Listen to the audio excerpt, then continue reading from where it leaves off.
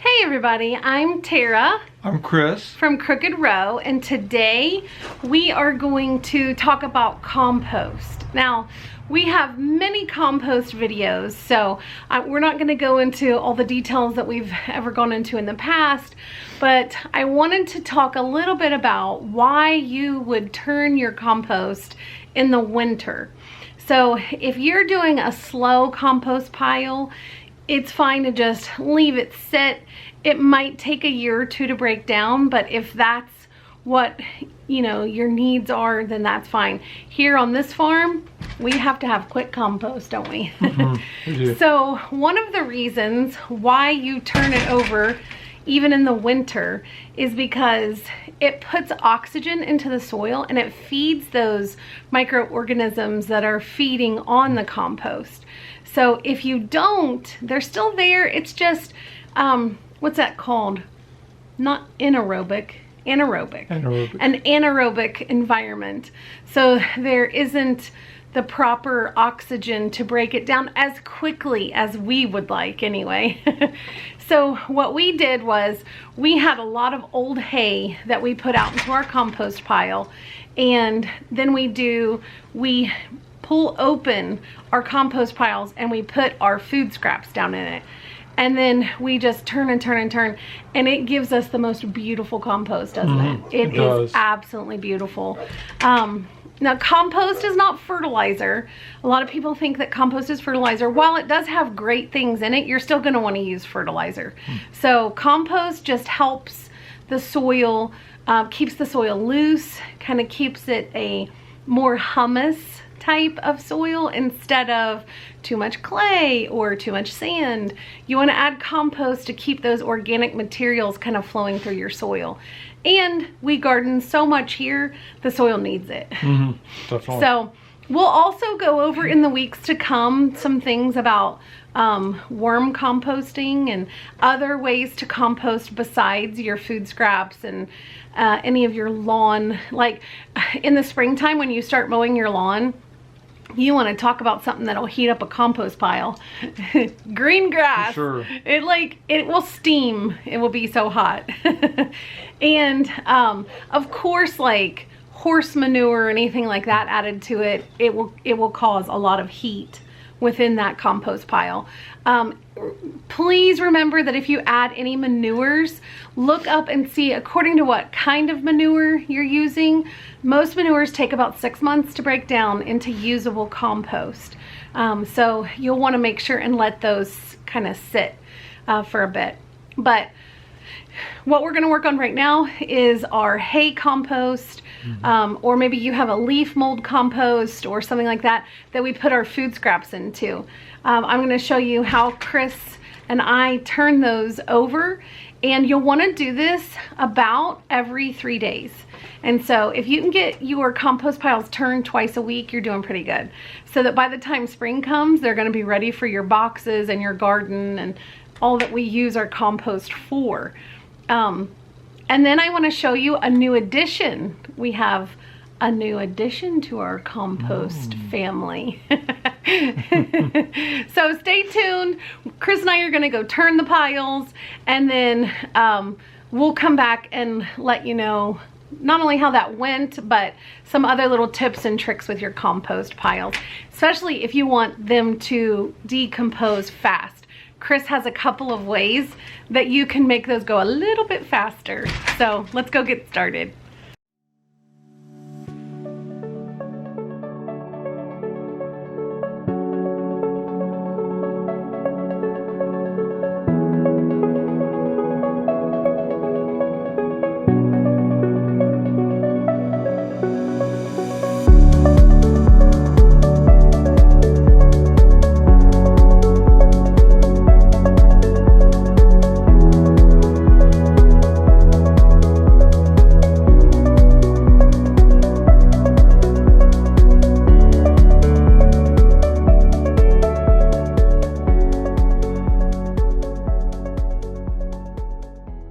Okay, we all finished our little piles, and now I promised you one new addition that we have added. It is right next to our house because sometimes it is just too cold and windy to go out and put it in the middle of the compost pile. So we had to come up with something better than just storing it in a 5-gallon bucket. So here's what we did. So we got this composter, and it's right outside our back door.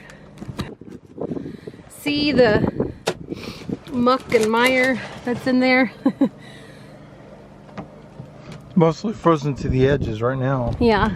So we will be composting that, or putting our compost in that, and we're gonna have to add some brown in there. It was too windy for me to stand out there and tell you about that composting, that tumbler. But the tumbler is a wonderful addition, especially in the winter. I mean, you can use it all the time. We mainly put our kitchen scraps into our big compost piles that you saw us turning. But sometimes when it's too cold, you just got to do what you got to do to go ahead and save that. We were also inside the house, like collecting over the day in a 5-gallon, sometimes a 3-gallon bucket. We'd collect that 5-gallon bucket until it got too full, and then we started having, like, sometimes we bring Maggie in, and Maggie would eat the compost pile, or my nephew and my niece bring their dogs over, they'd eat the compost pile. So we purchased this, and it's just like, I think I paid $15 on Amazon. You put your scraps in it.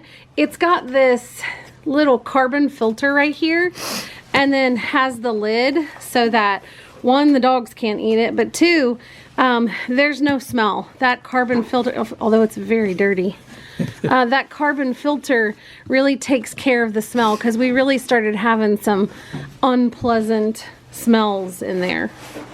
So those are some of our little tips and tricks. The biggest one is turning the compost pile. If you don't turn your compost pile, it's going to take forever for that to break down.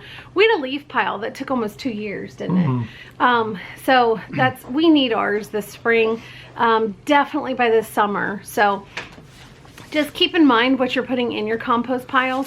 They say to mind your carbon and your nitrogen, or some people call it brown and green. Some people say a 1-to-1 ratio. Some people say a 25-to-30. We kind of don't pay attention to that at all. We just make sure it's turned and it has enough moisture to break down. If it's too dry, it will not break down. If it is too moist, it's going to get slimy and stinky. So there's a happy medium, but not to worry. If it becomes slimy and stinky, just add more browns. You can put in cardboard that doesn't have any coloring on it. I'd cut it up though, so it absorbs and breaks down really fast. You can put in leaves, you can put in hay, you can put in dried out grass clippings.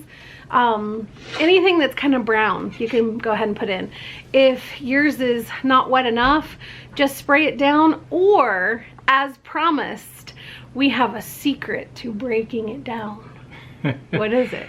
So just like Otero was saying about in the spring when you're mowing your grass, putting the grass in and getting it super hot, another thing we can do, especially in the winter, is we pee in jars and take that and add that to the compost pile, and that helps in speeding up the composting process. Yes, because pea is full of nitrogen, and don't worry, it is going to break down. You don't have to, it's not nasty. Pea is sterile. And so there's absolutely nothing wrong with putting that in there. If anything, it's such a hot little liquid that it's going to, you know, spice up your but be careful. I do want to kind of denote this. If you're on medications, do not pee in your compost piles. In the wintertime, what Chris meant was, in the summertime, I'm sure the boys would be more than happy to pee right into the compost pile. And it's still helpful. Yes. But in the wintertime, it's a little bit cold. So yeah, you can just pee into like a jar or whatever, and then take it out to the compost pile every few days. or until it just gets hot enough to start breaking down, and you will see progress. So if you've been turning that up for a month and adding whatever to it, they have compost starters too. I think Espoma has compost starters. So if you don't want to pee in your pile, you can use a compost starter as well. It's just, what was it, like $40, $30 when we looked at them. Pee is free, so we like free. We're all about free. We're all about free.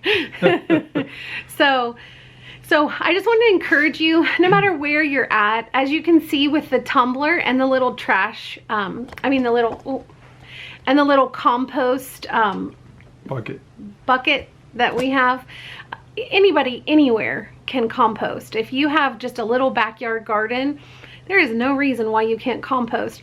If you're worried that you live in the city especially and it's going to draw in rodents like from the sewers, then yeah, get a tumbler. They have different types of tumblers, anything that can suit your needs. They have small ones, they have big ones, they have humongous ones. I mean, ones that are like $1,000. I mean, whatever your need is, trust me, they have it out there for you. So I encourage you to make your own compost from your own things, and it also helps. I know people hate talking about this, but it also helps the environment. It helps your environment. It helps, you know, we are reutilizing things instead of just throwing them into a trash pit. So we like to utilize as much as we can, and hopefully not be wasteful. So remember, if we can compost, anybody can. Can. Thanks. Bye. Bye.